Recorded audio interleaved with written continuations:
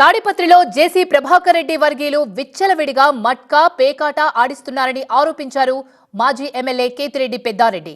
కూటమి ప్రభుత్వం అధికారంలోకి వచ్చిన తర్వాత వైసీపీ నేతలపై దాడులు పెరిగిపోయాయని, పోలీసులు బాధితులపైనే కేసులు పెడుతున్నారని మండిపడ్డారు. పోలీసులు తనను తాడిపత్రి వెళ్లకుండా అడ్డుకుంటున్నారని మండిపడ్డారాయన.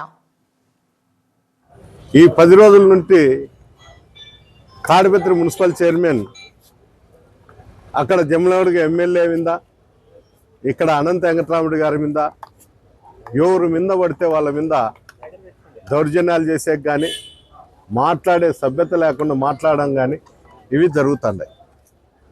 కనీసం ఆలోచన చేయండి. నువ్వేందో మున్సిపాలిటీ అభివృద్ధి కోసం అన్ని వ్యాపారస్తులను అందరినీ కూడా పిలిచి నువ్వు చందాలు అడుగుతాడు. మటక, గ్యామ్లింగు, బంగ్యాకు. నేను ఎన్నోసార్లు ఎస్పీ గారికి కూడా నేను అక్కడుండే పిల్లలవి నేను ఎస్పీ గారికి కూడా పెట్టడం జరిగింది. దానిపైన చర్యలే లేవు. అంటే నేనేమనుకుంటా అంటే ఎమ్మెల్యే ఏమన్నా ఆడిస్తాడో, ఎమ్మెల్యే తండ్రి ఆడిస్తాడో మటక, గ్యామ్లింగు, బంగ్యాకు మీద.